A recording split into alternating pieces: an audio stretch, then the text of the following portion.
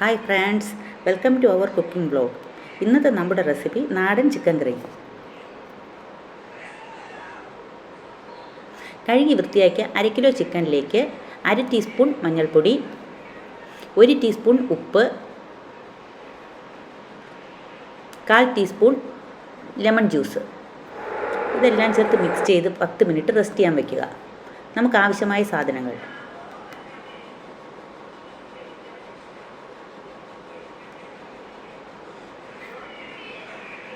ഒരു പാൻ അടുപ്പത്ത് വെച്ച് ചൂടാക്കിയ ശേഷം അതിലേക്ക് 3 ടേബിൾ സ്പൂൺ എണ്ണ ഒഴിക്കുക.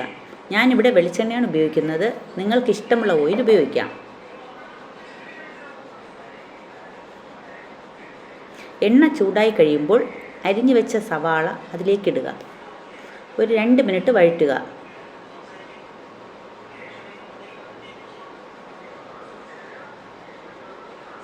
അതിനുശേഷം ചെറിയ ഉള്ളി ചതച്ചത് ഇടുക.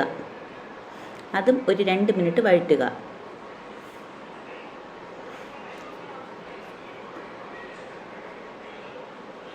ചതച്ച് വെച്ചിരിക്കുന്ന ഇഞ്ചി, ചതച്ച വെളുത്തുള്ളി, ചതച്ച പച്ചമുളക് ഇവ 3 ചേർത്ത് നന്നായിട്ട് മിക്സ് ചെയ്യുക.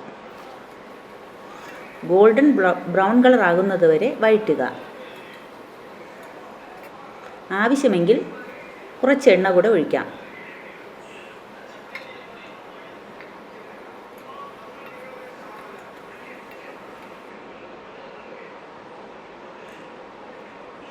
രണ്ട് ടേബിൾ സ്പൂൺ മല്ലിപ്പൊടി, 1.5 ടേബിൾ സ്പൂൺ മുളക് പൊടിയുടെയും മഞ്ഞൾപ്പൊടിയുടെയും പച്ചച്ചുവ മാറുന്നത് വരെ 1 മിനിറ്റ് വഴറ്റുക. എന്നിട്ട് അരിഞ്ഞു വെച്ചിരിക്കുന്ന തക്കാളി ഇട്ട് അതും വഴറ്റുക.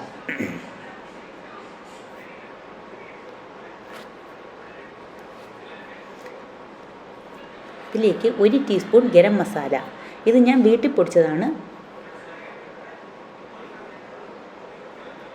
1/2 ടീസ്പൂൺ കുരുമുളക് പൊടി ഇവ ചേർത്ത് ഒന്നും കൂടി വഴറ്റുക. അതിനുശേഷം നേരത്തെ തയ്യാറാക്കി വച്ചിരിക്കുന്ന ചിക്കൻ ഇതിലേക്കിട്ട് നന്നായിട്ട് ഇളക്കി യോജിപ്പിക്കുക. ഉപ്പ് നമ്മൾ നേരത്തെ ചിക്കനിൽ ചേർത്തിട്ടുള്ളതുകൊണ്ട് ഉപ്പ് നോക്കിയതിന് ശേഷം ഇട്ടാൽ മതി. ഉപ്പ് വേണമെങ്കിൽ ഇടാം. അതിലേക്ക് 1 ഗ്ലാസ് വെള്ളം ഒഴിച്ചു കൊടുക്കുക.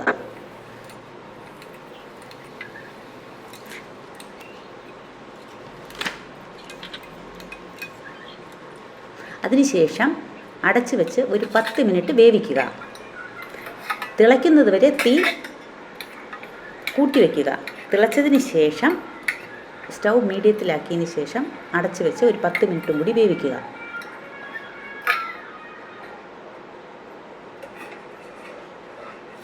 നമ്മുടെ ചിക്കൻ കറി ഏകദേശം റെഡി ആയിട്ടുണ്ട്.